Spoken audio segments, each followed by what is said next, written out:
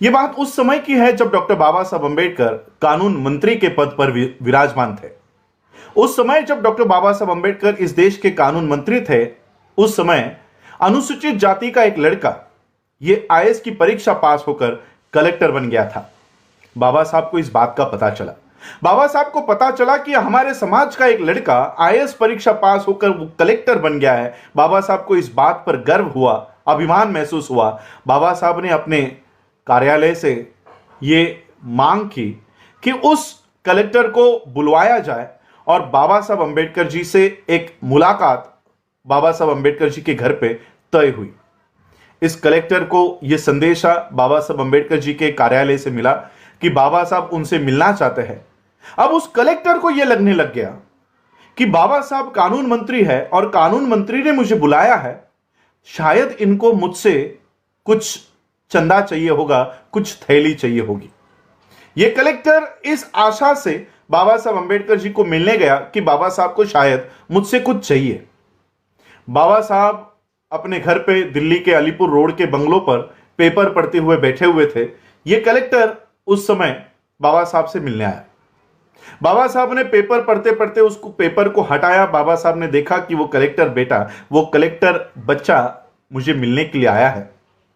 बाबा साहब ने पेपर बगल में रखा और उस कलेक्टर से कहा कि तुम अब नए नए कलेक्टर बने हो। कलेक्टर ने कहा कि जी मैं अभी कलेक्टर बना हूं। बाबा साहब ने कहा कि शासन ने आपको लाल बत्ती की गाड़ी दी होगी। कलेक्टर ने कहा हां मुझे लाल बत्ती की गाड़ी दी है।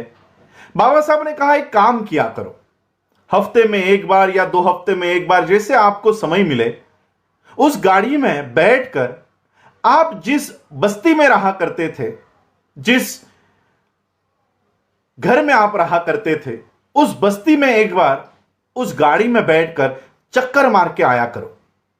कलेक्टर ने कहा ठीक है, और बाबा साहब अपना पेपर पढ़ने में फिर बिजी हो गए। आधे घंटे के बाद, 40 मिनट के बाद जब बाबा साहब ने पेपर हटाया, तब बाबा साहब ने देखा वो कलेक्टर बच्चा अभी भी खड़ा है।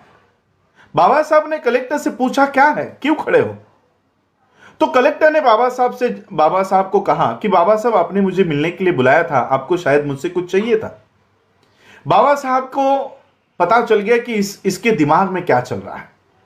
बाबा साहब ने उस कलेक्टर को बिठाया और कहा कि आपको पता है मैंने आपको क्यों कहा कि आप जिस बस्ती में रहा करते थे, जिस चाली में रहा करते थे, वहां पर अपनी गाड़ी में बैठकर, लाल बत्ती की गाड़ी में बैठकर एक चक्कर लगाकर आया करो, ऐसा मैंने आपको क्यों कहा, पता है आपको? कलेक्टर ने कहा नहीं, मुझे नहीं पता कि आपने ऐसा क्यों कहा। बाबा साहब ने कहा कि जिस दिन तुम अपनी गाड़ी में बैठकर, लाल बत्ती की गाड़ी में बैठकर अपनी बस्ती में जाओगे, जैसे ही तुम्हारी गाड़ी उस बस्ती में प्रवेश करेगी, कुछ औरतें वहां पर रास्तों के ऊपर कपड़े धो रही होंगी। वो कपड़े धोते धोते तुमको देखेगी। तुम्हारी गाड़ी जैसे ही आगे जाएगी, कुछ औरतें वहां पर बर्तन मांज रही होंगी।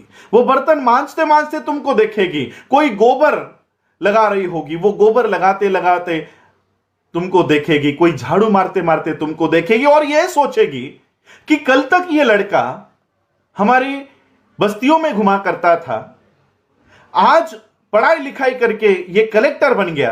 वो कपड़े धोने वाली औरत, बर्तन मांजने वाली औरत, गोबर पोतने वाली औरत, झाड़ू मारने वाली औरत, वो अपने मन में यह तय करेगी कि अगर ये लड़का अगर कलेक्टर बन सकता है, पढ़ाई लिखाई करके अगर ये कलेक्टर बन सकता है, तो मेरा बच्चा भी कलेक्टर बन सकता है। ये भावना उस औरत के दिमाग में, मन में प्रवेश करेगी और इस तरह से हजारों कलेक्टर हमारे समाज में तैयार होंगे।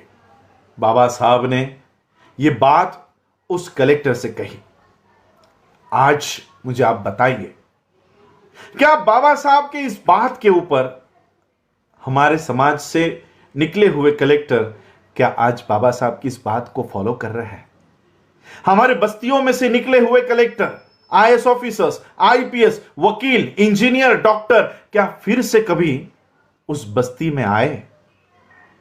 बाबा साहब ने हम लोगों को जो शिक्षा का अधिकार दिया है, यह शिक्षा का अधिकार अपने परिवार के लिए नहीं दिया है, बाबा साहब ने इस शिक्षा का अधिकार अपने समाज का उत्थान करने के लिए दिया है और इसलिए बाबा साहब अंबेडकर जी के इस शिक्षा के अधिकार को प्राप्त करके जो लोग उस शिक्षा को अधिकार के प्राप्त करने के बाद अपने अपनी नौकरियों में और अपने अपने घरों में अगर जो कोई भी खुश होकर अपने परिवार तक सीमित इस शिक्षा का उपयोग कर रहा है तो वो बाबा साहब अंबेडकर जी का बहुत बड़ा दोषी है। और इसलिए बाबा साहब अंबेडकर जी ने कहा कि यह शिक्षा का अधिकार तुम्हारे परिवार के लिए नहीं है, यह तुम्हारे समाज के उत्थान के लिए है।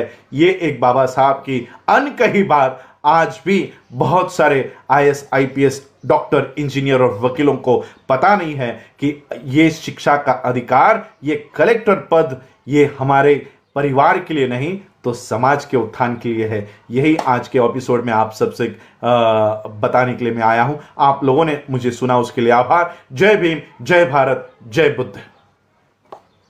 बहुजन समाज से जुड़ी हर खबर को देखने के लिए बहुजन टीवी को लाइक कीजिए, सब्सक्राइब कीजिए और शेयर कीजिए।